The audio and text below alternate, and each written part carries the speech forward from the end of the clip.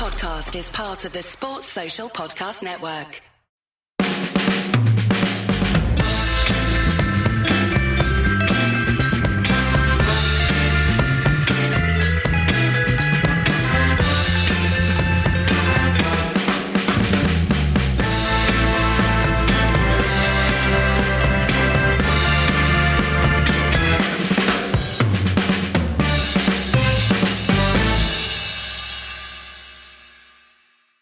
All right, this week I'm with Harry Robinson, author of The Men That Made Manchester United, podcaster, regular matchday goer. You'll have seen him around the place. Harry, good to have you on. It's a pleasure to be here. Thank you for having me. Yeah, we meant to do this some months ago and I got busy and didn't read the book in time and so on and so on, but I have now eventually read it. There is a theory when you do long form pieces with book authors that you shouldn't read the book and just let them talk about it, because it makes no sense in audio format for people to be going back and forth about a book they might not have read yet. But anyway, I did read it. I thoroughly enjoyed it, being the United nerd that I am. So congrats on that. So perhaps we can just start with the kind of inspiration, origin, why this amongst the many stories about Manchester United, and tell us about what it is for the listeners.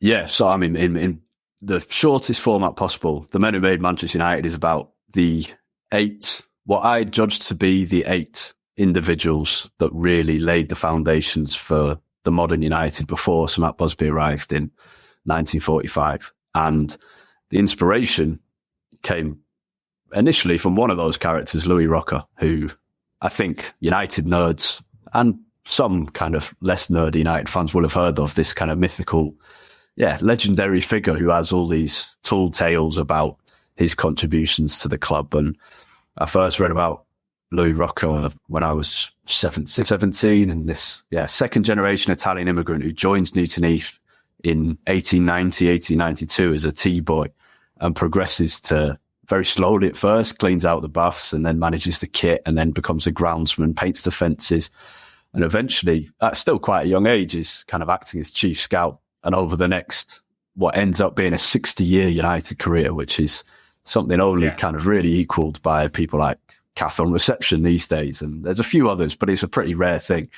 Over this 60-year career, fulfills almost every role at United, including supposedly playing in goal for the reserves at one point. And kind of biggest contributions are as chief scout. He's assistant manager to Walter Crickmore when he's so-called interim manager during the war, but he's actually really, he's manager for 8 years, so that's not much of an interim. Mm-hmm. He's effectively United's third longest serving manager. So I read about Rocker, and he claims to have named Manchester United, given United the name United when they were renaming from Newton Heath in 1902, and he claims to have signed this player and that, and he didn't, probably. There are certainly some myths in it, but he did have an enormous impact on United, and was just, he's this fun figure, a bit of a flair, these amazing tales. And so that's what got me really interested. And then that was a starting off point, a foundation. And then I started reading. Pretty soon after that, pretty instantly I always wanted to write a book, and I saw Louis Rocker's story and went, that's good. And then there might be enough in there to write a book, but kind of commercially, that wasn't very viable, a biography on a figure from Newton Heath's history. So initially I started a podcast called United Through Time, which was documentaries about these figures, beginning with Louis Rocker. And the starting point for that was going to the British Library. And I sat in the reading room there and got books out by people like Alf Clarke, one of the journalists who died in the Munich air disaster, Percy Young, who wrote a whole load of amazing kind of everything you need to know about United before Busby arrives and through Busby's era as well, and loads of others, and great United authors who were still alive, like Ian McCartney and Wayne Barton and all sorts. So I was going through them all. And that Wayne was Barton? No, scratch him off. That was that was a lovely day, just going through with a pencil, and because you only allowed pencils in the British Library reading room, and taking all these notes down.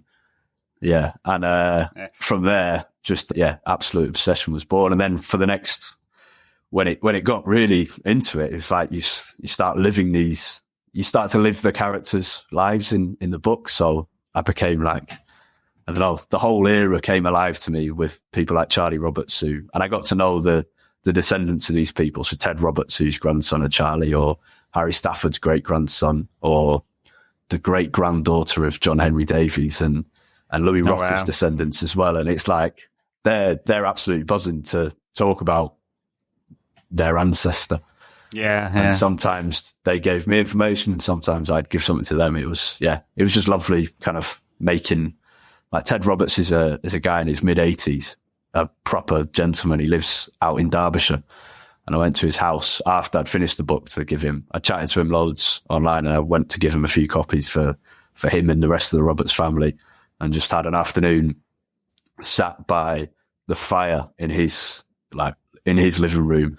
And there was a walking stick resting on above the fireplace, not close enough to be setting on fire, a wooden walking stick. And at one point, just midway through the conversation, he went, "Oh, that's Charlie's."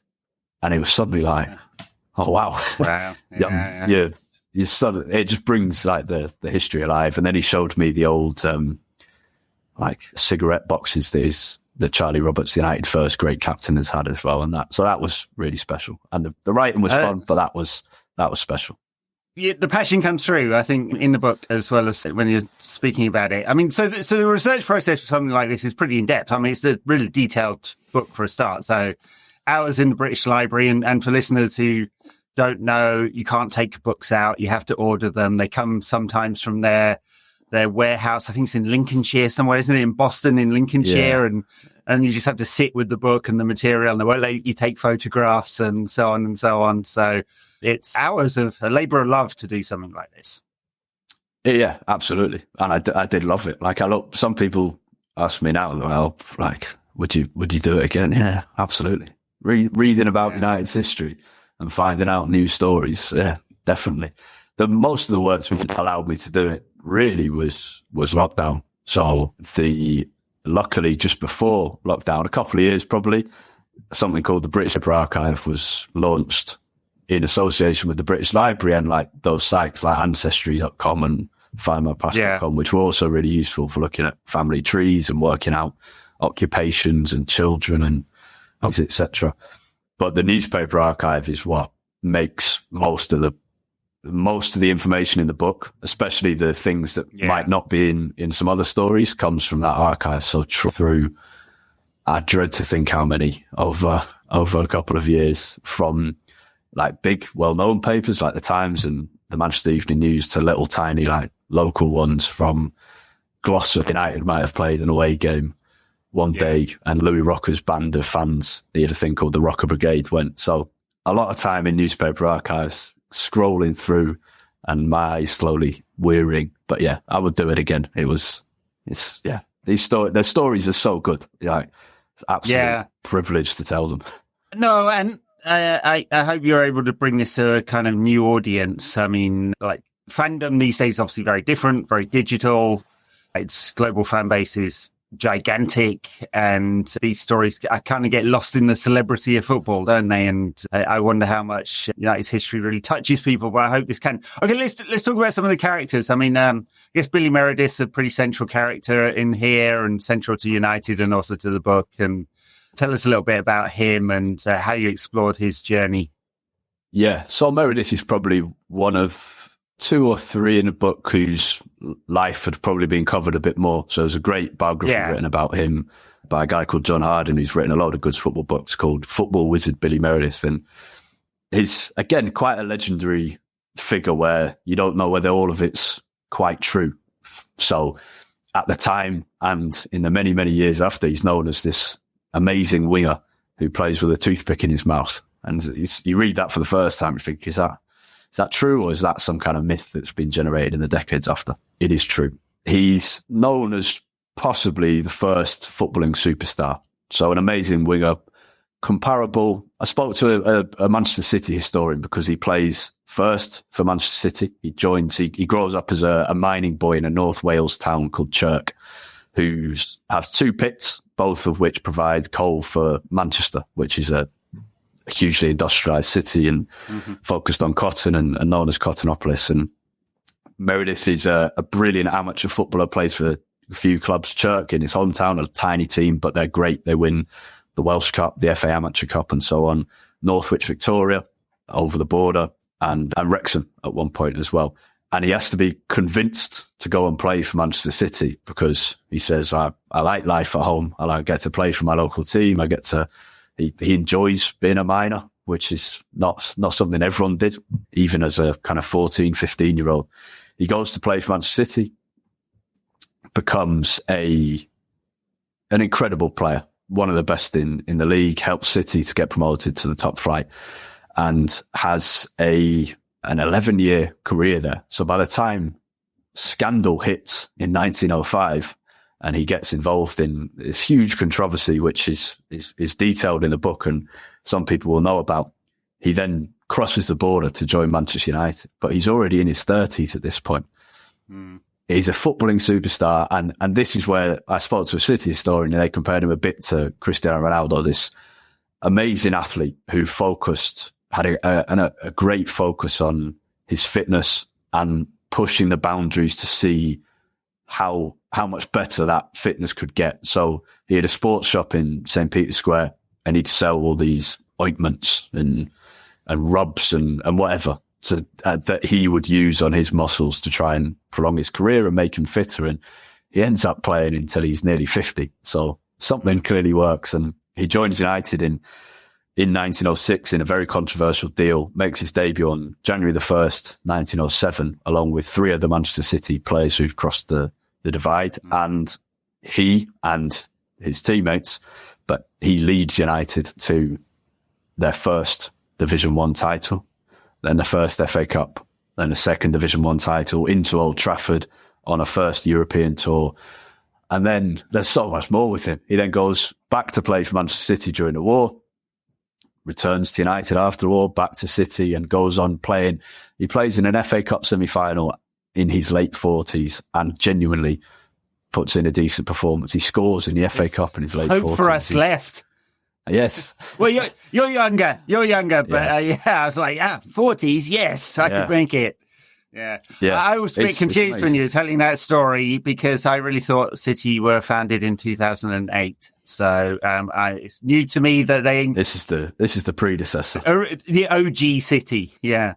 You talk a little bit about. I mean, not just Meredith's obviously a really central character in early United and the first success, but also some of the guys who made United or saved United financially or made the club sort of what it is today. So or what it became in the early 1900s. So Harry Stafford and John Henry Davis, I mean, names that people will know, of course, who saved the club from financial ruin, helped professionalize it. So, talk to us a bit about these characters. I was super interested in these guys at one point.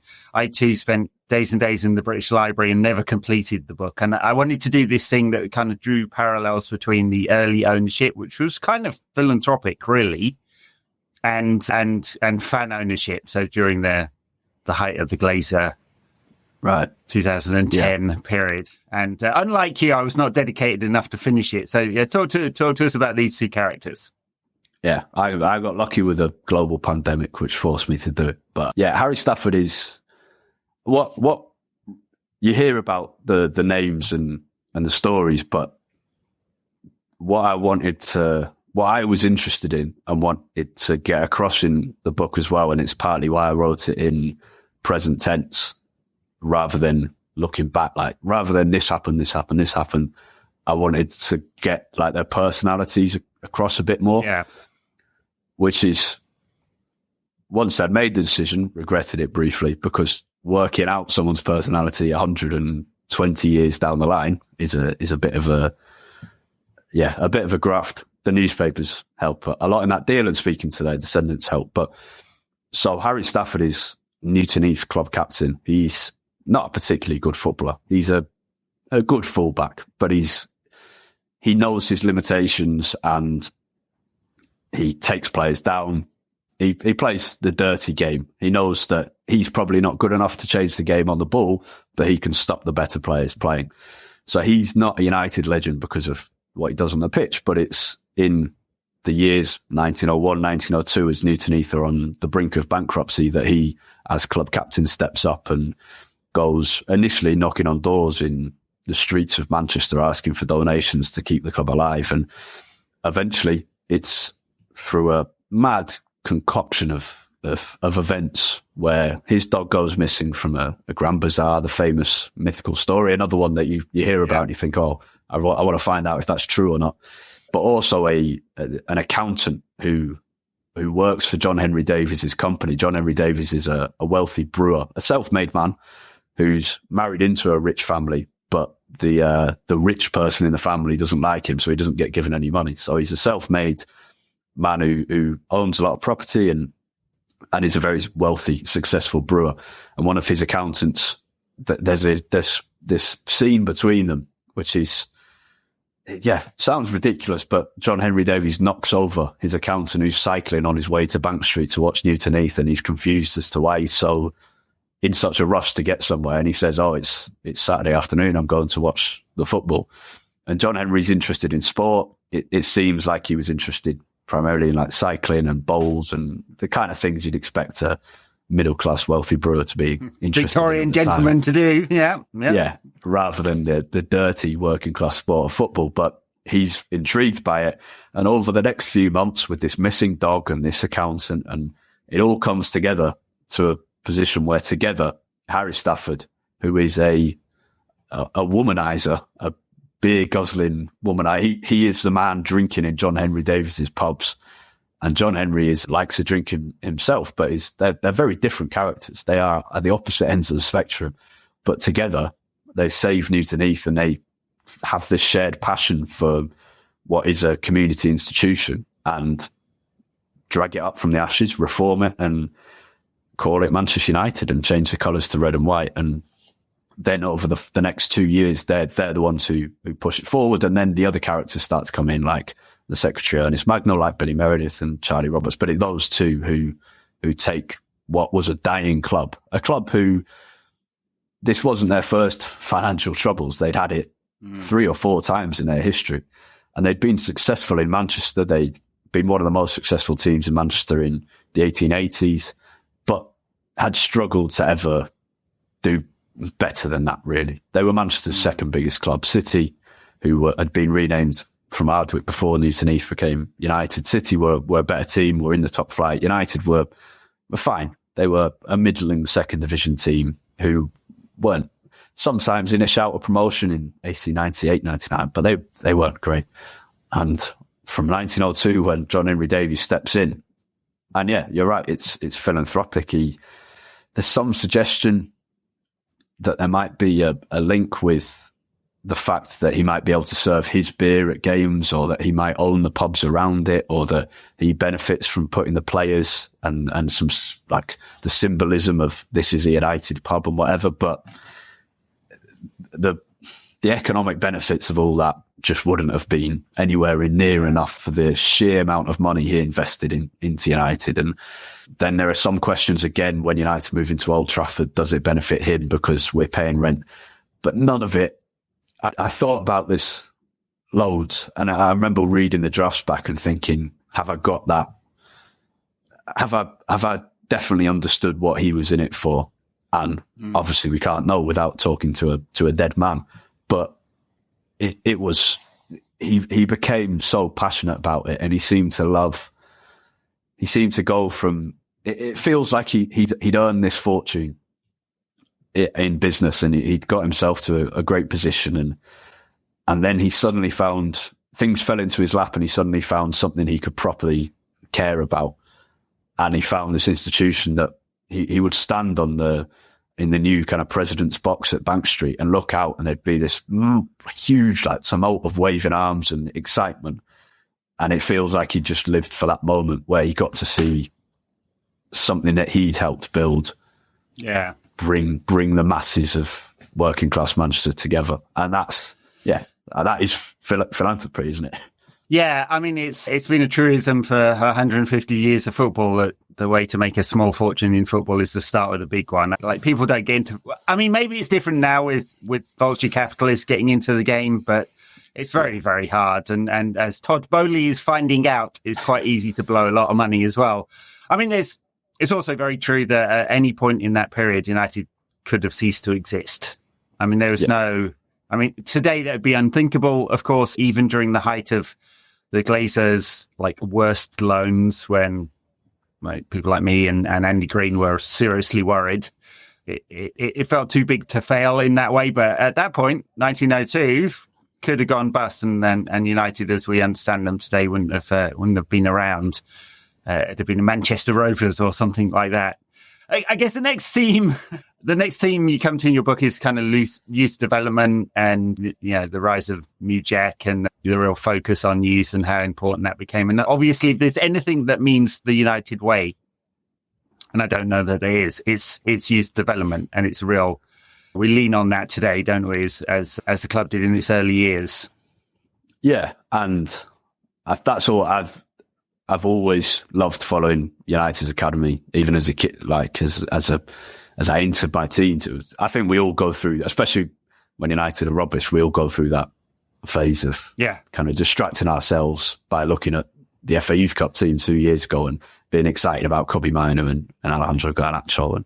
But I've always loved watching that, and getting to learn that history and add, I hope, a little bit to that history was lovely.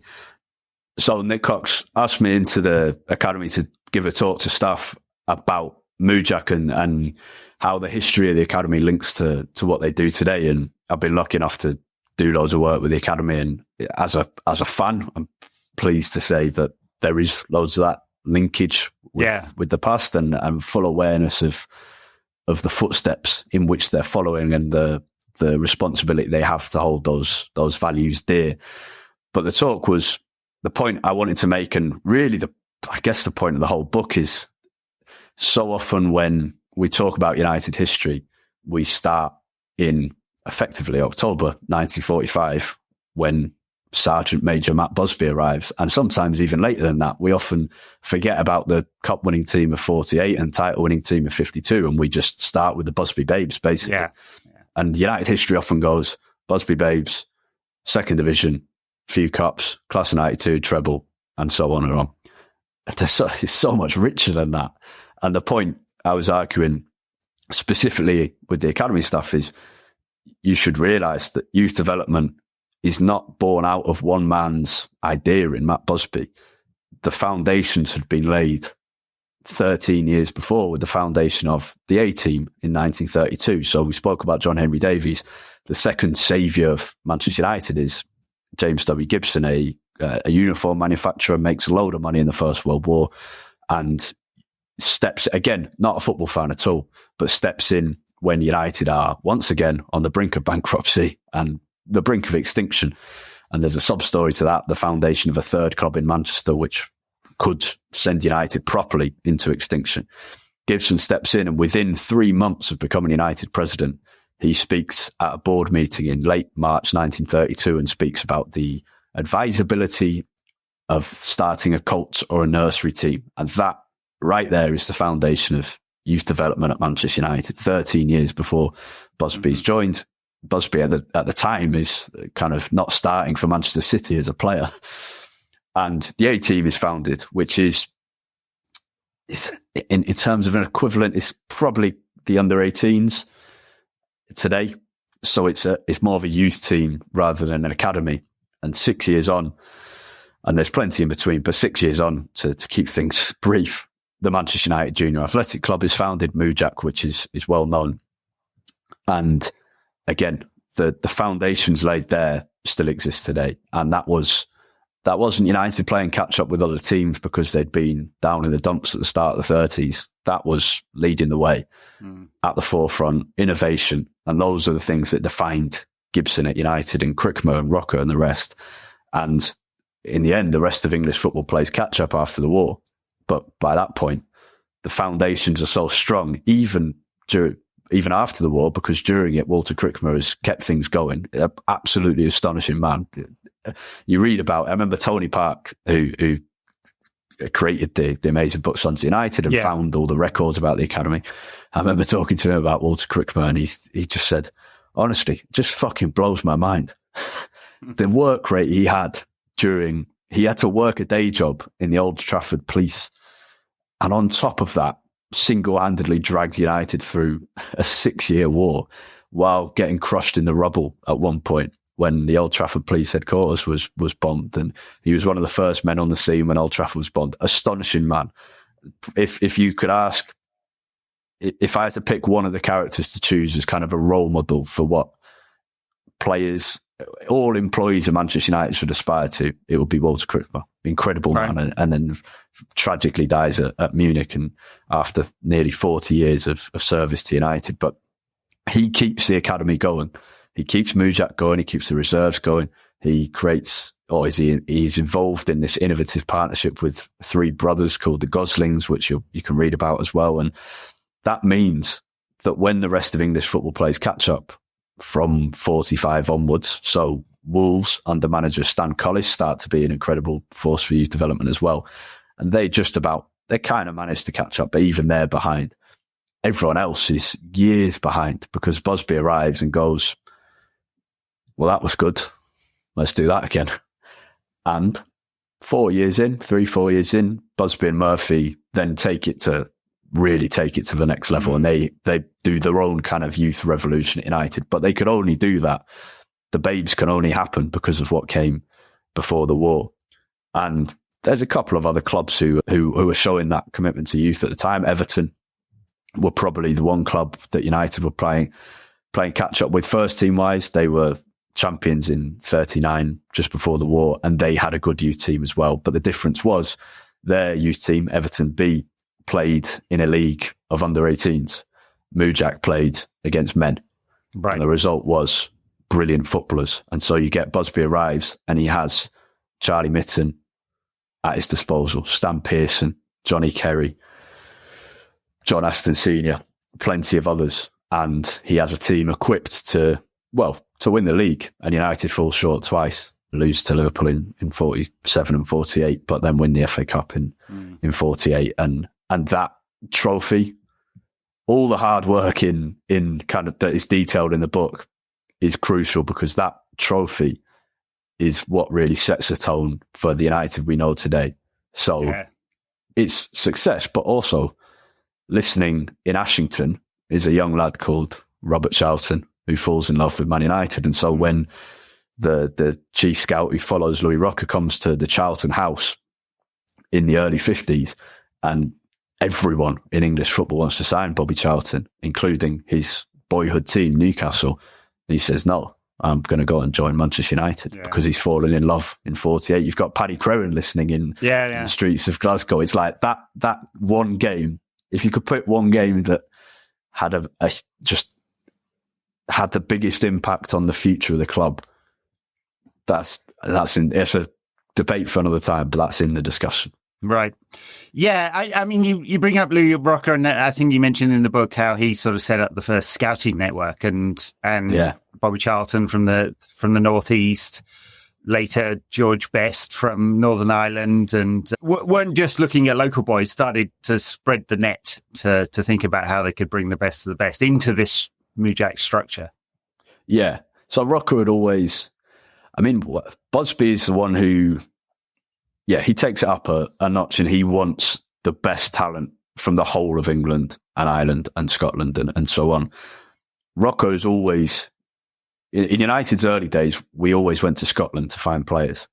So that's true of Newton Heath in the 1890s, because the Scottish players were seen as technical and gifted. Yeah. They were the Spaniards of their era. Yeah. They were the passing. Believe it football. or not. Yeah. And so it starts with Scotland. That goes through to the 1920s because we have a Scottish manager in John Chapman. Rocker often goes to Ireland. So George Best is discovered in the early 60s by Bob Bishop. But the predecessor to that is a man called Billy Beckham, who Louis Rocker who plays a couple of games for United and is a Louis Rocker kind of employee, basically. He's United scout in Ireland long before George Best is coming. And that's how Johnny Kerry is discovered, the first great Irishman at United. The predecessor to Best, obviously Best is Northern Irish and Johnny Kerry is from the Republic of Ireland, or what became the Republic of Ireland. But again, the foundation is there. Rocker always wanted to go all around, and he would go to Yorkshire. And so Mark Jones, one of the babes, is a kind of a joint Louis Rocker, Joe Armstrong find. And he's probably he's a player where it passes over because he joins I think actually just after Louis Rocker dies, but it's hard to be sure, but he's one of Louis Rocker's final finds, comes in from Yorkshire. Yeah. Him and Joe Armstrong work on it together. So Joe Armstrong is already a brilliant scout before he joins United. Has done a bit of work for Manchester City, actually, but learns a little bit off Rocker before he dies. And then actually Armstrong starts just answering the phones at United, and then takes over from Louis Rocker and lays his own legacy of Bobby Charlton, Duncan Edwards, George Best, and so on. And that's also the nice thing, is like you start to see the chain and you realise that it still exists. So the person who taught Kath Phipps how to use the switchboard at Old Trafford, Joe Armstrong. And there is your link to the very start of Manchester United as a football club. Kath Phipps, Joe Armstrong, Louis Rocker, the people who founded Newton Heath. Like, there you go. It's like 4 steps, isn't it? Back to the foundations. Yeah. And that's brilliant. That's what we want, isn't it? I mean, what do you think about the parallels with today? I mean, obviously football is completely different. It's this globalized mega business, and we've now got a petro state billionaire, like adjacent, only Manchester United, who seems to have some sense of the history, which I think people will recognise. But there seems something, without being too cliche, there seems something in the DNA of United and youth development that really resonates with fans even today. I mean, fans will give a academy prospect way more time to get it right than they would a big signing. It seems to be something that's central to United. Yeah, I think youth is probably the one that's at the core, isn't it? I think United it's something I've been talking and writing about recently, is that like as Ineos are coming in, and there's a lot of talk about United's identity being winning. So it's not really. You can't have an identity that's based on something that ultimately you can't control. If financial fair play was abolished, and that's another subject, and we might be closer than I initially thought a week ago, and you're competing with nation states who can just blow you out the water, and United are no longer winning things, does that mean we don't have an identity as a football club? Of course not. So success is absolutely part of what makes United United. There's no doubt about that. But it's not the central thing that matters.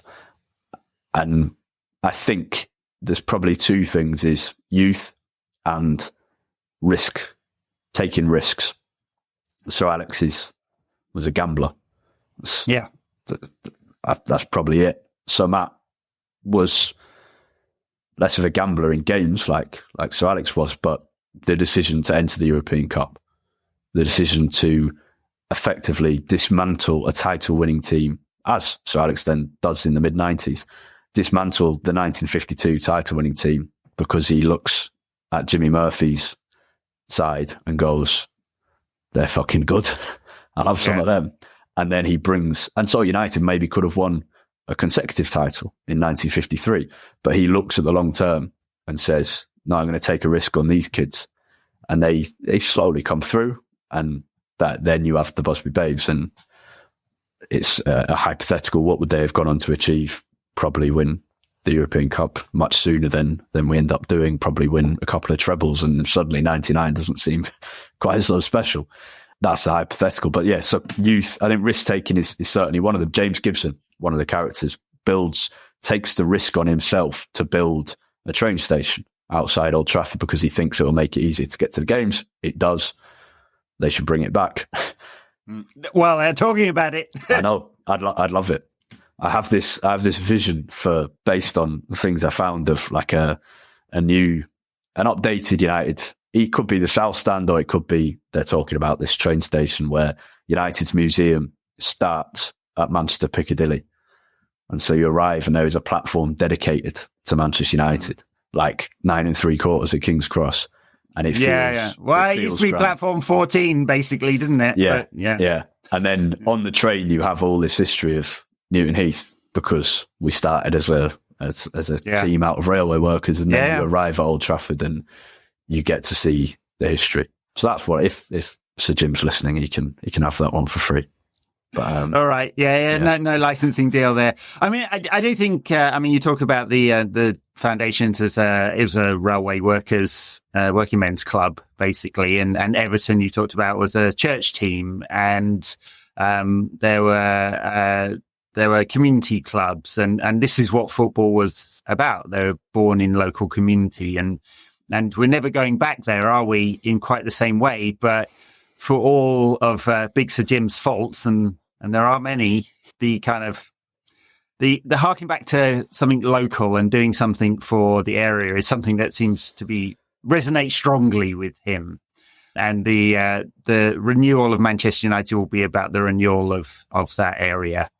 I think the parallels in what he said in his first few statements to what James Gibson says in December 1931 are genuinely eerie, and they're not the same. And we all have our concerns. As a good mate says, you should never like your owners. Yeah.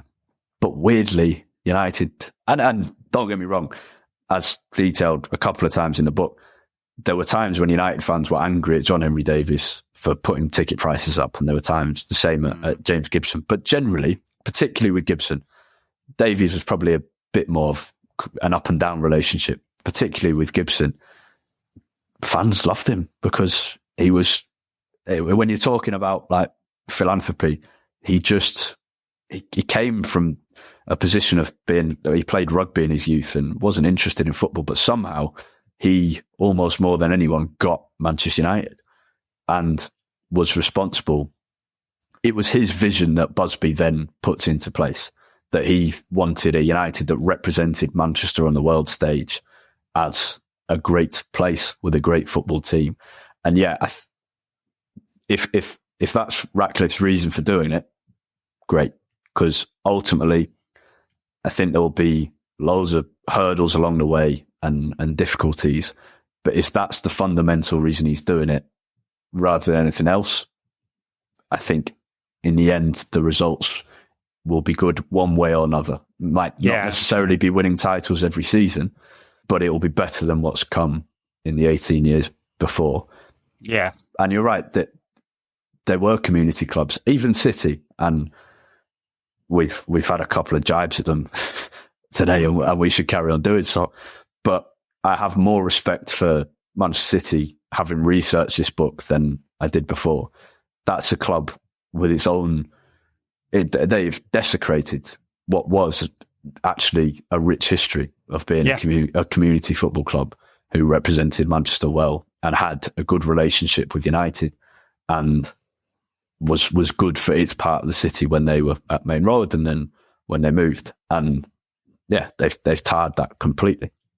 Mm-hmm. But I had more respect for them, and you do hope that it's blind faith, but that I hope that in the pursuit of making money, football clubs will eventually accidentally fall back on the values that made them in the first place. And that is having a really engaged community, because engaged supporters will pay you more money and will buy more things and will be invested more. And I hope it's going to go one or two ways. It's probably going to go the other way, but maybe some clubs will fall back into that. And I hope United can be one of them. Yeah, I mean, community still exists in the lower leagues, and it's like there is no TV revenue, there are no mega global sponsorship deals unless you're Wrexham, and community matters, and too often owners forget that. I mean, if you look at what's happened at Southend over and over again, an owner who's just ran over that community, and they go out with buckets raising money to save the club, and he leaves it until 11:59 and 59 seconds when the bailiffs are about to remove the seats from the stadium, and goes, okay, I'll pay the bills this week. And I like that. I just think that's so incredibly depressing to forget the roots of our clubs, and especially Manchester United, but all clubs are rooted in their local community. And for all Sir Jim's faults, he seems to get that. And I think, blind faith, as you say, I think it's about legacy for him. And his legacy is to restore some of what Manchester United was, both in stadium and the local area and the train station and and investing in younger players, which he says he wants to do, and all of that, then I'm good with that. Despite all the other things that may come with modern football. So, have you got another project you're working on? What's coming next? Yes, I'm in the very, very early stages of thinking about next book, which will also be on United history, but will focus on specific players from the start up to the modern day.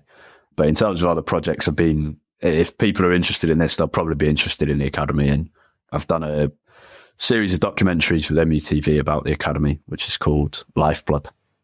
Nice. Which has been, absolute joy.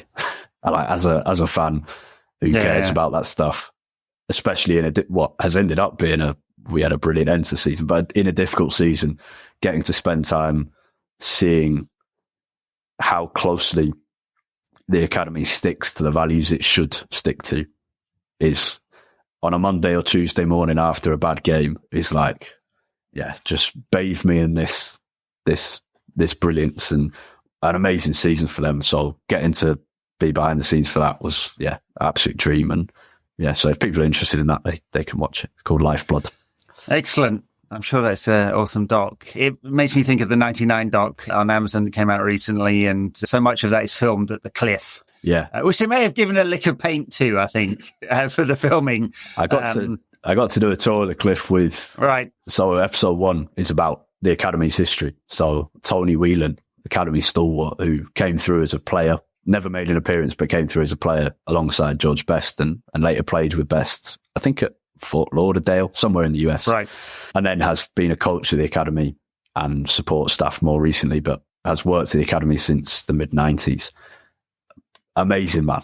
If you talk to Marcus Rashford, he will mention Tony Whelan. Yeah. Huge impact on so many players who have come through at United. And he gave us a tour of around the back of the Stretford end where the Jimmy Murphy statue is, telling me about how the Busby Babes used to play there. And then we went to the cliff and he gave me a tour around that old building that's featured in 99. Yeah. And the building is an absolute treasure trove of amazing things. The old dartboard is still up from... Right. Because there's 2 buildings at the cliff. There's the new one with the indoor Astro that's used very regularly for academy games at under 9, under 12 level, etc. And then there is the old building, which has been basically only occasionally used for academy games since we left in 99. So the dartboard is in the canteen, which they used in the treble season. There's an old pair of Adidas Kaiser boots hanging in the boot room. There's all these little bits that are still around. And going around that building was brilliant. As a United nerd, it was oh my God, it's history before your eyes. And that building's special. Again, that should be a museum. It's what other club can say you can sit in the changing room where the treble was won? Yeah. Literally no other. No, that would be amazing. I mean, it used to be a routine. I'd go to games because they used to be Saturday mornings. You go to the youth game, have a couple of pints, go to the Old Trafford in the afternoon. And it's a bit more difficult these days. Venues aren't quite close together. Sir Jim, build that academy stadium so we can do that. That's my. If you want my final vision for United, is around the back of the Stretford end where the Busby Babes trained on cinder in the post-war period. There is now the perfect chance for a 3-stand stadium overlooked by the statue of Jimmy Murphy, looking down onto the pitch. And what's great about it, from an Ineos point of view, you wouldn't even have to build new dressing rooms because you could use the ones in Old Trafford and just walk out onto the pitch. And then, Jimmy Murphy looking down at academy games. So that's symbolism. All right, Harry, the book is called The Men Who Made United. And plug your pluggables. Where can people find you? I'm on Twitter at HarryRobinson64. If you want a copy of the book, you can buy it on Amazon and Waterstones, etc. It's better for me if you buy it off me. So message me on Twitter and I can get you a signed copy. Awesome. And you do a podcast? Yes, the Manchester United Weekly podcast, which doesn't need explaining. It's weekly, and it's about Manchester United. And you do work for MUTV. Say hi to Wayne next time you see him. I will. Thank you very much for joining. This was a pleasure. A few months later than planned. You're off to the Euros. Yes, yeah, off to Euros in a couple of days, based in Leipzig. Have a fantastic time. Thank you. Soon to be Manchester United manager Gareth Southgate leading the Three Lions to an ignominious quarter-final defeat, probably. Yeah, we'll see. We'll see. It might be a good season next year. You never know. There's always hope, but you know what? United endures, and that's the thing. We're not going to die because we finish 8th in the league. Exactly. Own it, enjoy it, and enjoy the successes when they come. Harry, thank you very much, and thanks for listening, everyone.